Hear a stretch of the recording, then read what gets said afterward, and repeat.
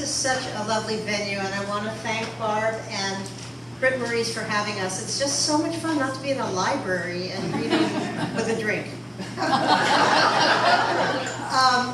I'm going to ask you, no matter how much you want to applaud my wonderful poetry, just wait to the end, because then there's always one you don't want to applaud, and it's kind of awkward.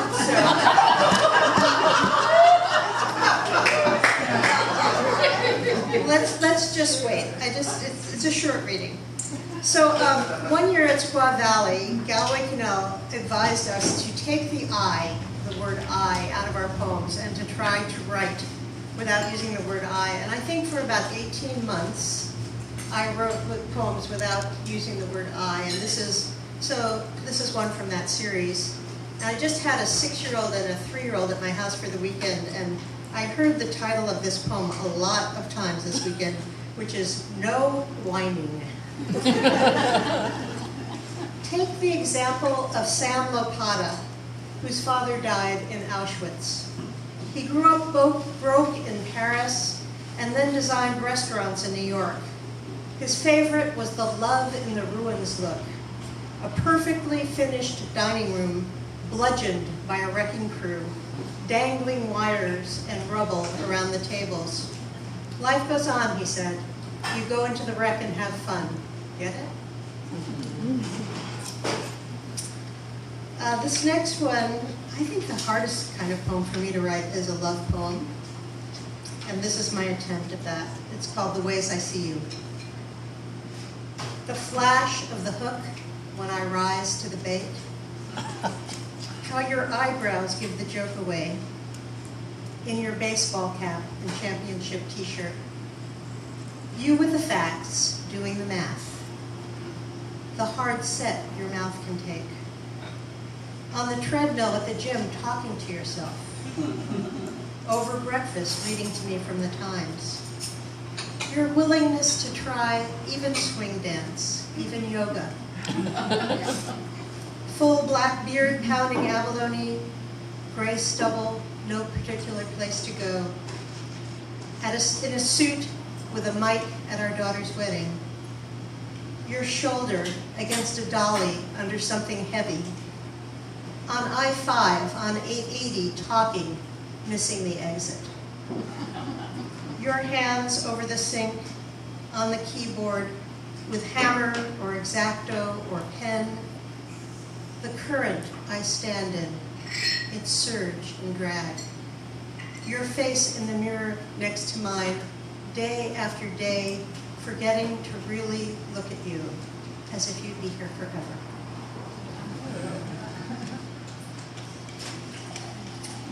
This is my attempt at a poem about having children. It's called Theodicy, and Theodicy means how evil enters the world. Sleep deprived, disoriented, your nipples so sore you can hardly bear the baby's ruthless gums. And when they cry, you pick them up again and wander the few rooms your life has narrowed to. The soft floss of their hair, the bluish pattern that blooms under their skin, shrimp shells, fingernails so fragile they bend when you try to cut them. Soon they begin to know who you are. They reach their chubby arms toward you. They smile. They nuzzle the soft bones of their fontanelle into your neck. And there's never been anything more delightful. Not sex, not the best meal, not driving fast in a convertible by an azure sea. And you would do anything for them, and you do. Give up nightlife, adult conversation, hour-and-a-half massages, spicy food, uninterrupted thought. And they learn to walk, to swim, to read. And you've paid for the orthodontist and endured the teenage years, and paid for college and helped out with grad school, and they're launched with their own lives, their own ways of salting meat, their own ways of slicing it, their own partners and opinions. Here they are, flawed human beings with adult problems, for which, it turns out, you are the cause.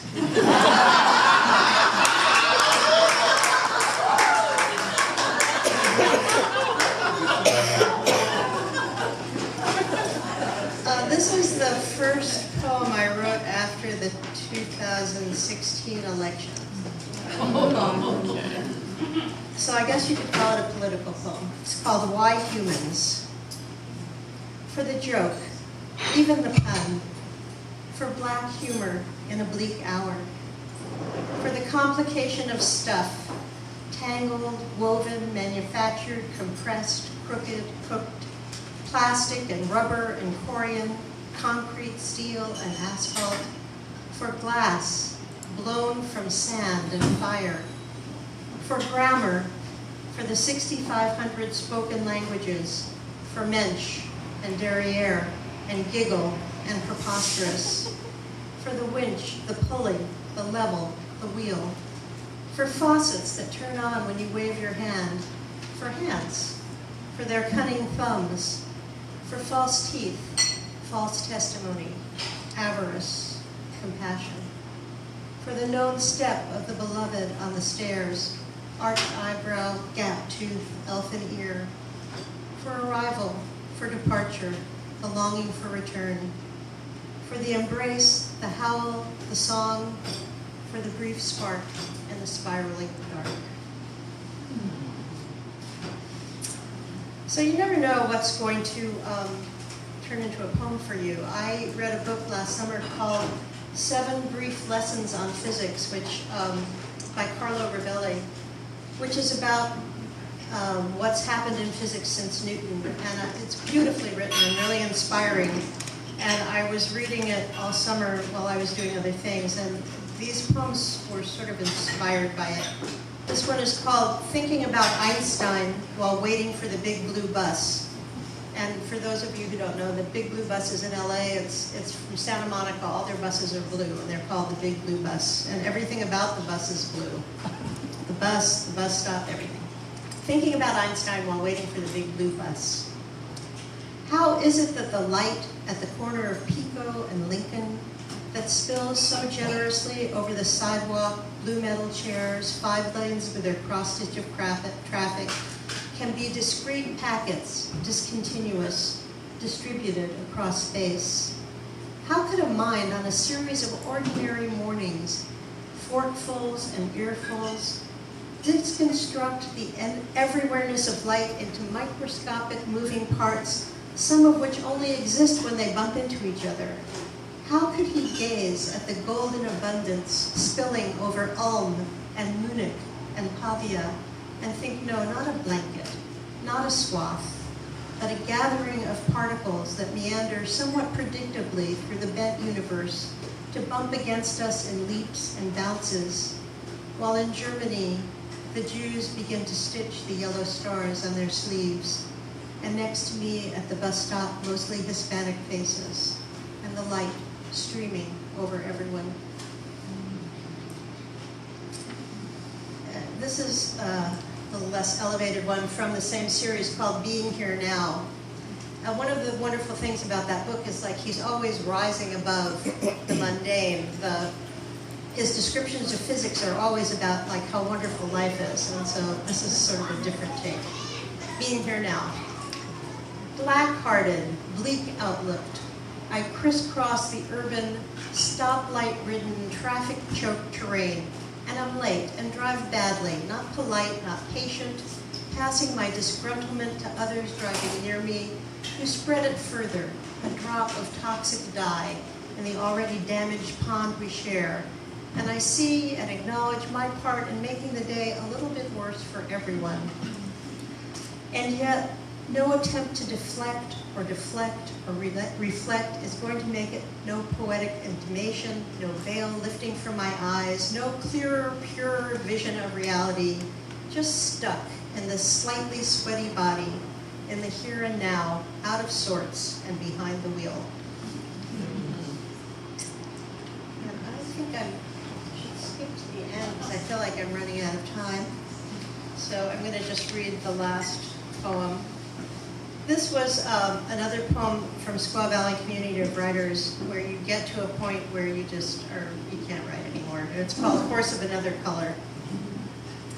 When it gets to the point that every flake of mica in the asphalt looks like a poem, and each pothole looks like a metaphor.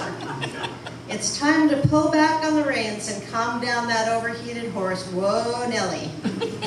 Time to head for the stable, chow down on some one-syllable words. You've put in some hard tracking, some fine, sure-footed intelligence back on the trail.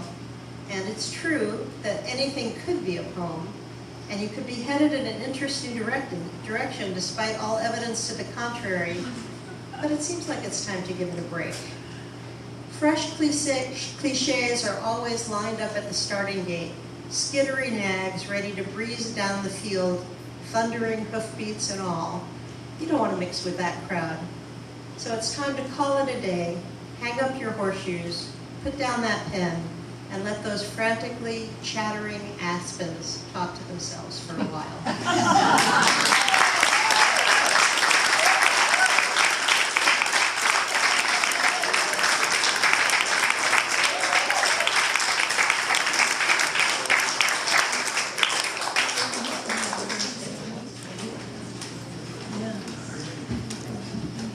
Thank you so much, Meryl.